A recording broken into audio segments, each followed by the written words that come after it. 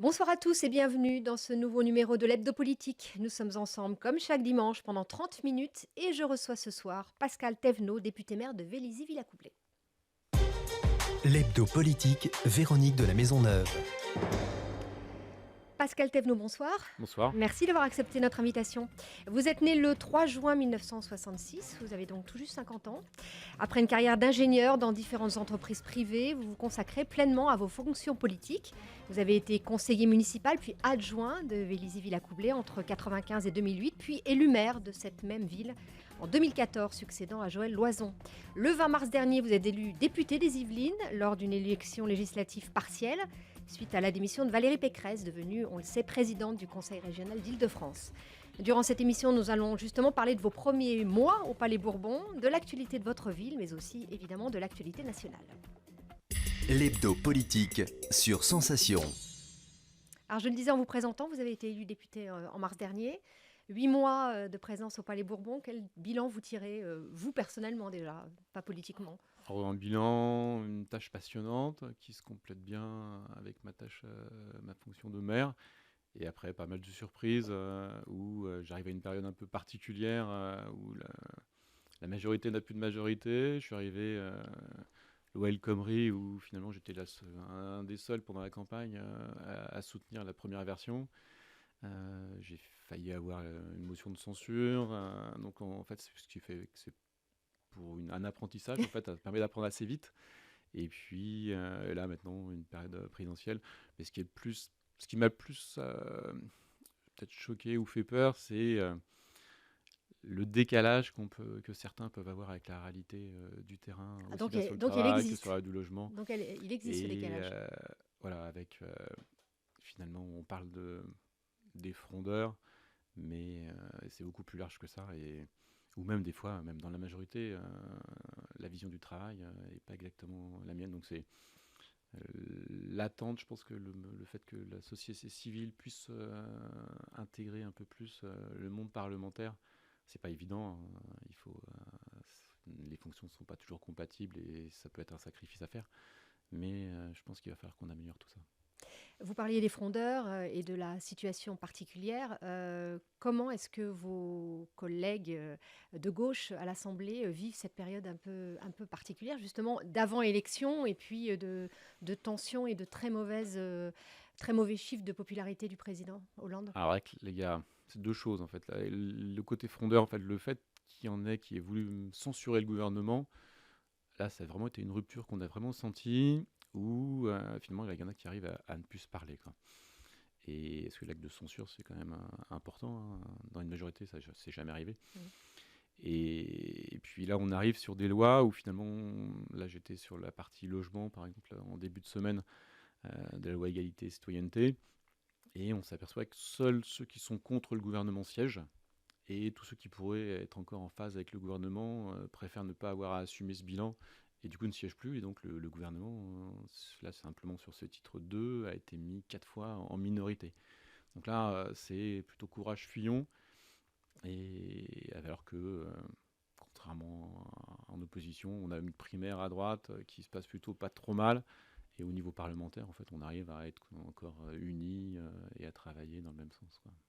Pour continuer sur cette ambiance au Palais Bourbon, est-ce que du coup, vous, à droite, vous commencez à vous préparer aux prochaines élections législatives? Ça doit être aussi particulier comme ambiance à Ah quelques oui, mois d'une là, présidentielle, hein. en plus c'est une première primaire, Mmh. on y pense tous, on travaille pour ça.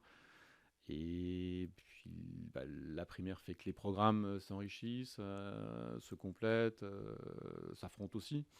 Mais pour l'instant, il y a encore une bonne sérénité et j'espère que ça durera jusqu'au second tour. Alors un mot, sur cette primaire, l'émission est diffusée, ce dimanche 20 novembre, 1er tour des primaires. Nous l'avons enregistré, je le précise pour, les gens qui nous écoutent un petit peu avant, mais le CSA nous oblige à pas trop parler, en tout cas des programmes et des candidats, donc on reviendra pas dans le détail. Mais est-ce qu'elle a été organisée, de façon, correcte dans les Yvelines? Et qu'est-ce que vous attendez de cette, de peut-être de la participation, par exemple? Alors, dans les Yvelines, mais de même manière plus générale, oui, ça a été correct, puisqu'en fait, on est quelques parlementaires à avoir soutenu les uns et les autres, mais dans aussi bien un esprit de faire en sorte que ça se passe bien et que ce soit un moment aussi où on puisse mobiliser les Français autour d'un projet. Donc il n'y a pas eu le moindre couac. Et je pense qu'on attend une forte participation, puisqu'en fait, et quand je vais sur les marchés, quand j'anime des réunions publiques, c'est plutôt quand même ce qu'on ressent. Là, souvent, on nous reproche que les partis désignent un candidat et qu'en fait, les Français n'aient pas vraiment le choix. Là, il y a quand même beaucoup qui ont le sentiment, pour la première fois, de pouvoir choisir le candidat qui a de fortes chances de devenir le président de la République. Donc de choisir le candidat de la droite et du centre qui portera les projets et les réformes du pays. Et c'est la première fois. Avec des candidats qui sont complémentaires, voire aussi bien dans les projets, dans la manière de faire, que dans la personnalité. Donc là, il y a un vrai choix. Donc je pense qu'on devra avoir quelques millions de participants. Parce que aussi c'est une primaire ouverte et que finalement il peut y aussi y avoir des gens de gauche qui peuvent venir eux Alors, aussi donner leur avis. ça, j'y C'est un crois pas risque. trop. On l'avait connu pour la première primaire à gauche. Bon, finalement, il y a peu de gens de droite qui sont allés voter dans la primaire. Je pense que ça restera marginal. Il faut quand même signer qu'on est en phase avec les valeurs de droite et du centre. Et puis après, bon, ça va être aussi identifié. Donc je pense que j'ai pas peur de ça. Je pense qu'il faut que ça soit le plus large possible et que ça soit surtout pas simplement limitant, puisque là, autrement, même pour la dynamique suivante, pour aller aux élections présidentielles, c'est pas le meilleur moyen de les gagner. Donc il faut que ça soit large, mais qu'on mobilise notre électorat. Et alors pour finir sur ces primaires, est-ce que cette participation aux primaires à droite et puis ensuite à gauche sera aussi un levier par rapport aux élections présidentielles et à la participation aux élections présidentielles? Ça va être... Oui, d'ailleurs on le voit pendant la primaire, en fait, il y a une visibilité des programmes. Souvent, pendant la campagne présidentielle, finalement, on parle un peu des programmes, mais on parle surtout des petites phrases, on parle surtout des initiatives des uns et des autres. Là, je pense que tout le monde commence à avoir une analyse plus ou moins précise de ce qui est proposé à droite et ce qu'on retrouvera porté par le candidat. Donc ça donne cette dynamique, cette visibilité. On est aussi audible, il y a beaucoup de plans médias, il y a eu les 3 débats. Donc là, c'est plus une bonne mobilisation. Et puis on peut imaginer aussi ensuite que tous ceux qui vont participer à la primaire soient des électeurs qui vont pouvoir aussi s'investir derrière, retourner voter à la présidentielle et puis convaincre autour d'eux une mobilisation pour avoir un candidat qui soit pas élu par rejet de l'autre, mais par rapport à son projet avec une vraie adhésion. Et je pense que c'est ce qu'on attend. Pour parler d'autres sujets que vraiment politiques, vous faites partie d'une commission développement durable. Est-ce que vous êtes optimiste pour la suite de la COP21? Il y a beaucoup de pays qui ne l'ont pas encore signé. Le nouveau président des États-Unis, depuis quelques jours, a déjà annoncé qu'il allait la remettre en cause. Est-ce que ce n'était pas un feu de paille, cette COP21? Non, je pense pas. En fait, c'est un bon marqueur. Il y a des prises de conscience. Là, elle a déjà été largement signée, hein. Même aux États-Unis, ils se sont engagés, alors que précédemment, ils avaient été quand même assez longs pour Il peut s'engager. revenir sur sa signature, hein, c'est ce qu'on Oui, dit. il peut revenir sur ses signatures, mais l'essentiel, c'est plutôt que dans les mentalités, dans les choix politiques, dans l'évolution industrielle, l'évolution de nos comportements, ça soit intégré dans la conscience de chacun. Et du coup, quelles que soient les décisions qui pourront être prises politiques, la conscience maintenant des gens Change. change, accompagne aussi ce changement. Et on le voit même dans nos communes, où c'est beaucoup plus facile maintenant d'avoir des comportements qui font qu'on économise l'énergie, on gère différemment les déchets. On a un comportement citoyen qui a aussi évolué. Donc c'est une bonne chose. Après, de toute façon, la COP21, aujourd'hui, il reste avec la COP22 maintenant de définir la manière dont on suit les choses, dont on contraint les pays qui l'ont signé à avancer aussi dans ce domaine-là. Donc La COP21, c'est une étape, c'est pas étape finale, puisque c'est simplement pour l'instant des engagements et des vœux pieux. Mhm. Donc c'est pas contraignant. C'est ce qu'on pouvait reprocher aussi à la COP21, mais ça a eu au moins le mérite de faire prendre en compte à tous les citoyens de la planète de ce sujet. Donc je pense que c'est quand même une bonne avancée et que ça changera pas grand-chose. Au niveau local, ou en tout cas régional, toujours au niveau du développement durable, quel regard vous portez sur le transport en Île-de-France? Et notamment, est-ce que vous êtes favorable à la piétonisation des voies sur berge? Alors, c'est deux choses différentes. Alors c'est deux choses Alors, différentes. d'abord, la piétonisation, parce que ça La fait grincer piétonisation des voies des... sur berge, Alors, ça, vous n'êtes pas c'est... concerné, vous, Si, je suis concerné. mais Même en tant que Yvelinois, on est concerné. il y a quand même pas mal de gens qui vont travailler à Paris, qui sont contraints de prendre leur voiture, qui sont gênés par Voilà. ça. Et c'est la caricature de ce qu'il ne faut pas faire. Mhm. C'est qu'en fait, on ne doit pas y aller par la contrainte, déjà. Moi, j'ai un bon exemple, c'est avec l'arrivée du T6 à Vélizy. Alors, j'allais en parler, oui, par rapport Et au transport, oui, bien sûr, le tramway. donc Vélizy, avant, on était quand même pas desservi par les transports, ou mal desservi par les transports. Et j'avais tous mes axes, toutes les entrées de ville qui étaient saturées, bouchées. Le jour de la mise en service du T6, ça a été mis en service le samedi. Le lundi, Vélizy, c'est sur un bassin d'emploi de 50 000 salariés. Et il y avait l'axe, l'entrée de ville desservie par le tram, elle est devenue fluide, mais immédiatement. Et même avec finalement des commerçants qui avaient des gens qui s'arrêtaient profitant du bouchon, qui ne s'arrêtent plus, donc voilà, même des choses qu'on n'avait pas anticipées. Ce qui montre bien que, je pense que vous comme moi, on connaît personne qui spontanément le matin se dit super, je vais prendre ma voiture pour me mettre dans les bouchons pour mettre 2 heures, alors que j'ai un transport de qualité, régulier, fréquent, qui pourrait me faire mettre 2 fois moins de temps. Mm. Donc là, ça veut dire qu'il faut les faire les choses, il faut améliorer les transports. Alors voilà, parce que vous Et avez la chance d'avoir un là, tramway neuf mais on a mis et 50 ans. ouais, Et là, du il y a un coup, gros problème quand voilà. même dans le confort, Le dans le problème, il est là. retard, Le problème, il est qu'on n'a pas pris la mesure des choses et qu'on a laissé les transports en commun de côté. Aujourd'hui, c'est ce qu'a pris en main le Grand Paris avec les nouvelles lignes 15, ligne 18, notamment sur notre territoire. Et la présidente qui a relancé aussi des gros budgets sur les transports. C'est en faisant ça que l'on pourra ensuite, tout le monde rêve d'un cœur de Paris piéton, mais il ne faut pas le faire à l'envers, parce que là, d'ailleurs, je le vois bien. En plus, c'est devenu une position que je qualifierais d'intégriste et pas raisonnée. Il y a les voies sur berge qui ont été fermées, donc du coup, la remontée de fil, maintenant, elle arrive quasiment presque porte de Saint-Cloud oui, là, pour ça peu. va. Donc Sortie de la finalement, vous avez moins de circulation, soit puisqu'en fait c'est le bouchon.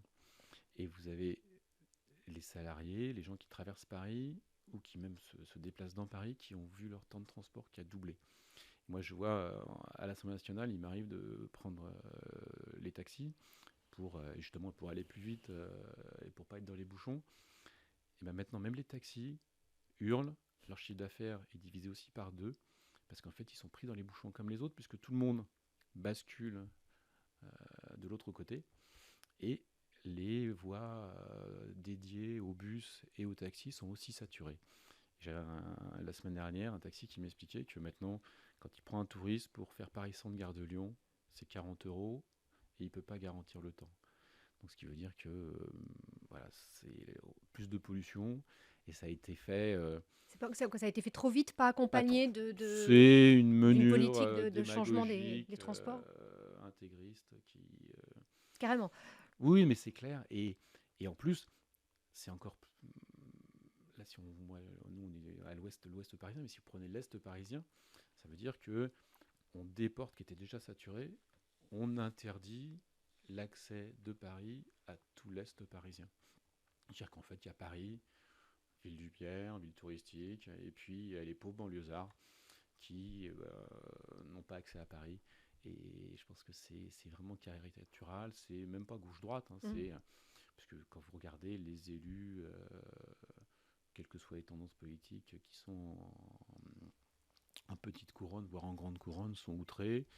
et nos habitants sont outrés de la même manière. Donc ça a été fait, c'est une mesure politique.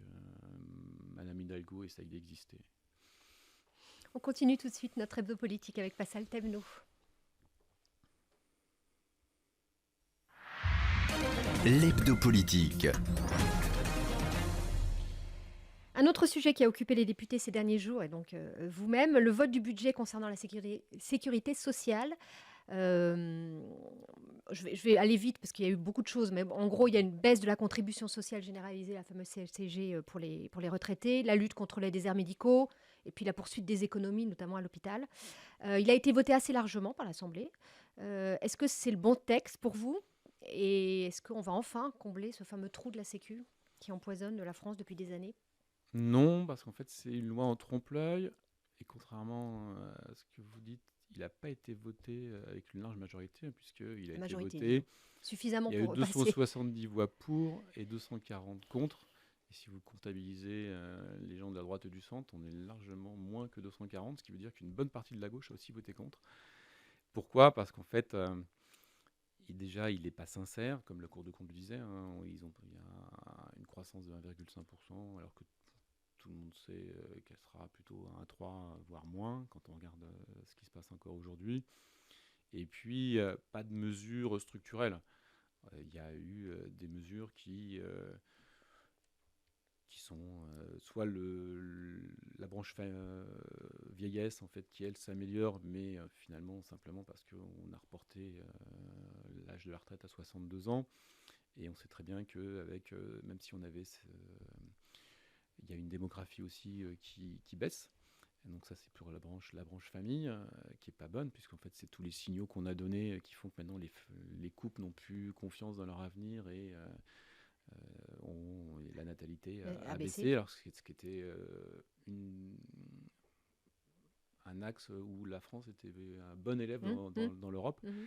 Et donc, je pense que c'est en trompe-l'œil, c'est... l'effort sur même la branche maladie a été fait énormément sur le prix du médicament. C'est 2 milliards d'économies. C'est la moitié des économies qui sont prises sur le médicament, alors que le médicament, c'est 15% simplement des dépenses de la branche maladie. Alors, quelle est la solution alors pour ce gros problème de... La solution, c'est de revoir les choses. Et puis, il y a les déserts médicaux qui sont... Oui, donc j'en ai parlé. Je pense qu'il y a deux axes. Déjà, sur la branche vieillesse, il faut continuer et on vit plus longtemps, on vit mieux. Donc, je pense d'ailleurs, quand on discute avec les Français, de revenir à 65 ans, aussi bien pour le privé que pour le public, c'est un axe qui permettra de voir de manière sereinement l'économie et l'équilibre de cette branche au niveau de la vieillesse. Et au niveau de la maladie, à un moment, il va falloir se poser les bonnes questions. Le coût des soins coûte de plus en plus cher au niveau des techniques par rapport aux maladies lourdes. Et je pense qu'il va falloir qu'on accepte de peut-être moins rembourser une grippe et par contre de mettre tous les moyens pour pouvoir avoir des hôpitaux et des soins qui soient... ceux qui sont très coûteux, qui restent accessibles en fait pour tout le monde et cette fois bien remboursés.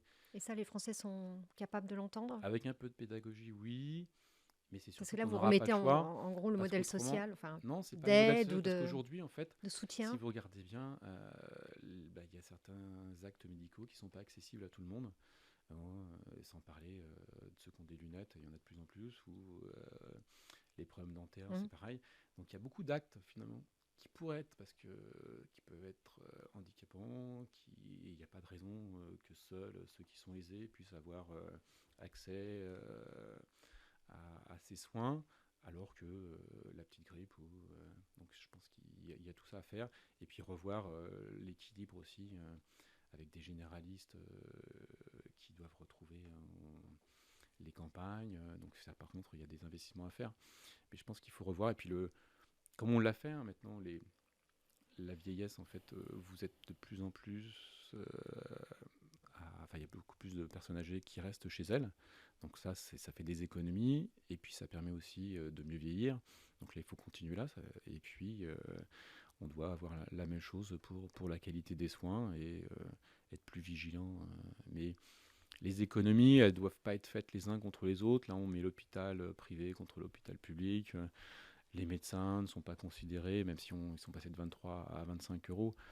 Donc là, mais que ce n'est pas financé. Je pense qu'il faut tout mettre à plat et puis reconsidérer la manière dont on soigne, mais en visant surtout l'excellence et en faisant en sorte que, même si c'est délicat, un centre hospitalier qui fait quelques actes seulement par an, même s'il est de proximité, eh ben, là c'est plus difficile à expliquer, mais on doit aussi de temps en temps concentrer pour faire des économies, soit, mais aussi pour être plus efficace, puisque quand vous avez un acte important de spécialiste qui est fait 3 ou 4 fois par an, il est clair que le soin, il est peut-être moins fait en sécurité et moins performant que s'il pouvait être fait 10 km plus loin en campagne. Donc je pense qu'il faut revoir vraiment ce modèle-là, et ça va être un des enjeux aussi de la campagne présidentielle, où on peut expliquer les choses et puis écouter, parce que les territoires ne sont pas tous identiques. L'enjeu quand même principal, je pense, de la campagne présidentielle, ça va surtout être l'économie, l'emploi. Vous l'avez dit, vous êtes arrivé à l'Assemblée au moment de la loi El Khomri. Quel est, à votre avis, l'axe qu'il faut changer pour inverser cette courbe? Est-ce qu'il faut permettre aux Français de travailler plus, de pouvoir faire des économies, de pouvoir avoir des heures supplémentaires? Ou bien est-ce qu'il faut alléger du côté des entreprises les charges et leur donner la possibilité de réinvestir et surtout de créer des emplois? Il faut les deux. Je pense qu'il faut surtout libérer les initiatives et permettre aux entreprises d'avoir une vision sur le long terme. J'étais moi-même un chef d'entreprise et je partais du principe que de toute façon, quel que soit le gouvernement, la loi ne sera jamais parfaite par rapport à ce que j'attends. Mais l'essentiel, c'est d'avoir une visibilité sur le long terme, parce que notre métier, enfin le métier de chef d'entreprise, c'est de s'adapter, d'anticiper. Alors qu'aujourd'hui, ce qui s'est passé depuis 5 ans, c'est qu'il est impossible de s'adapter et d'anticiper, puisque la vérité d'aujourd'hui n'est pas obligatoirement la vérité de demain. Donc déjà, voilà, on donne une ligne, et ensuite, on arrête toutes les normes. Il y a un des candidats qui en parle régulièrement, c'est vous avez dans le monde du travail, vous avez dans le monde de la médecine plus de gens qui passent leur temps à contrôler, qui sont dans les administrations, que de pratiquants. Dans le monde agricole, vous avez beaucoup plus de gens dans les administrations qui gèrent le monde agricole que de paysans. Donc vous êtes d'accord pour faire des économies sur Donc c'est les normes. sur Il faut supprimer toutes les normes, en fait que l'on rajoute. Il y a trop de fonctionnaires alors? Il y a aussi trop de fonctionnaires. Alors là, si je fais ça, encore autre va chose. être une caricature, mais c'est clair que si on enlève certains fonctionnaires dans ces domaines-là, ils vont peut-être moins travailler à faire de nouvelles normes. Et ils vont permettre à chacun de pouvoir travailler. Donc oui, ça fait partie. Là, bon, c'est un peu caricatural. Oui, on va vite là. Ouais. Mais et donc, je pense que les normes, et même dans les collectivités, aujourd'hui, on parle des dotations. Donc il est clair qu'il va falloir continuer aussi à faire des économies. Mais les dotations, aujourd'hui, quand vous faites un investissement, le surcoût des normes, c'est 30%. Vous allégez au niveau des normes, ça veut dire que même les collectivités, elles ont une économie directe par rapport à ça. Donc là, c'est mais alors, libérer concrètement, le monde du les gens travail. qui sont au chômage, là, qu'est-ce qu'on leur dit? Les gens qui sont au chômage, il faut améliorer tout ce qui est formation et leur permettre d'accéder à un emploi, mais de manière plus facile. Ça veut dire qu'il faut aussi laisser à chaque entreprise le soin de pouvoir négocier son temps de travail et libérer les contraintes aussi bien d'accès à l'emploi que de rupture. Aujourd'hui, en fait, en voulant surprotéger un contrat de travail, c'était un peu la volonté de la loi El Khomri initiale. Et moi, il est clair qu'on passe notre temps en France à vouloir surprotéger le salarié en excluant le chercheur d'emploi.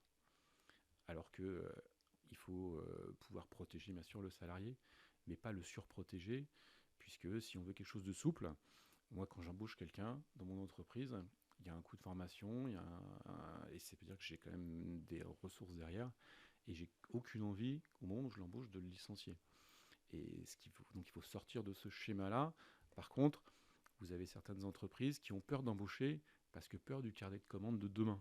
Et ce qui fait que c'est pas comme ça qu'on crée de la valeur. Donc là, il faut libérer un peu le monde du travail pour que le salarié soit serein quand il est dans son entreprise et que le chef d'entreprise soit serein quand il veut embaucher. Est-ce que libérer le travail, ça veut dire, par exemple, accepter le travail du dimanche, accepter des horaires un peu décalés? Vous avez sur votre commune l'usine, le fameux grand centre commercial outlet, qui va ouvrir 6 jours sur 7, je crois, en janvier. Mhm. C'est bien pour vous, ce type d'initiative? Vous êtes Alors pour là, le travail dimanche? Alors c'est un peu suis, particulier alors, ce, c'est ce commercial, dans le ce monde centre du commercial-là. commerce. Là, c'est un bon exemple, mais c'est pas le seul que j'ai sur ma commune. En fait, pour redynamiser ce centre commercial, il a été décidé d'ouvrir 6 jours sur 7. Et ce qui a été fait directement, c'est qu'avec Pôle emploi, pas plus tard que la semaine dernière, on a organisé toute une journée où vous aviez les entreprises, des candidats qui venaient et avec plusieurs dizaines d'emplois qui ont été créés immédiatement, juste par rapport à ça. Donc ça veut dire que le travailler 6 jours sur 7, pourquoi pas, sachant que les gens ne vont pas travailler 6 jours sur 7, mais ouverture 6 jours sur 7. Oui. Et quand vous le regardez sur Vélizy, j'ai à peu près 1000 chambres d'étudiants. Et ce qui permet en fait à chaque fois, si vous regardez bien quand les centres commerciaux sont ouverts le week-end, il y a des salariés volontaires, mais aussi beaucoup d'étudiants. Et ça leur permet aussi de pouvoir compléter leurs revenus pour être plus sereins aussi dans leurs études. Donc, mais ça veut dire un décalage dans la vie sociale, c'est toujours ce qu'on dit, de travailler les dimanches. Alors je ne dis pas qu'il faut, mais dans certains centres comme celui-ci, comme cela, je ne dis pas que ça doit être la norme, mais à certains moments, il faut le laisser et il faut que ce soit sur le choix. Et puis, il y a des gens, suivant leurs contraintes, en fait, qui peuvent très bien préfèrent travailler le week-end parce que ça permet de gagner un peu plus et de compléter un revenu. Et vous avez donc l'usine Mode et Maison, mais vous avez aussi maintenant, je vais avoir toute ma zone commerciale avec aussi bien maintenant tout ce qui est autour de Vélizy 2, qui va être une zone commerciale qui va pouvoir aussi ouvrir tous les dimanches. Et en fait, les salariés sont volontaires et ça permet d'avancer. Je pense qu'il ne faut pas être radical. Il y a moi la contrainte que j'ai plutôt par rapport à ceux qui ouvrent le dimanche, c'est de ne pas mettre en concurrence avec les commerces qu'on peut avoir en centre-ville. Et c'est pour ça que, par exemple, au niveau de Vélizy 2, je refuse qu'ils aient des métiers de bouche, qu'ils aient des services que je vais retrouver en cœur de ville, puisque le but, c'est d'avoir des commerces, en fait, une offre qui ne soit pas en concurrence, et je n'arriverai jamais aujourd'hui d'avoir du textile ou des choses comme ça dans les cœurs de ville à Vélizy. Par contre, les métiers de bouche, oui, ils doivent être que là. Et donc ça permet d'avoir une offre et d'avoir des services qui apportent un bénéfice à mes habitants. Un dernier mot, il nous reste 1 minute. Malheureusement, on n'a pas pu évoquer tous les sujets qu'on aurait voulu. Vélizy a intégré en janvier dernier Versailles Grand Parc. C'est pas compliqué de trouver sa place dans un grand territoire comme ça? Non, c'est pas compliqué parce qu'on se connaît tous, tous les élus s'entendent bien. Et Vélizy a trouvé sa place, a trouvé son... Je suis pas arrivé comme ça. Peser. En fait, ils m'ont déjà, pendant 1 an, j'étais déjà dans leur bureau, sans droit de vote, mais en observateur, ce qui a permis d'avoir une cohérence. Donc non, et puis on amène une nouvelle dynamique.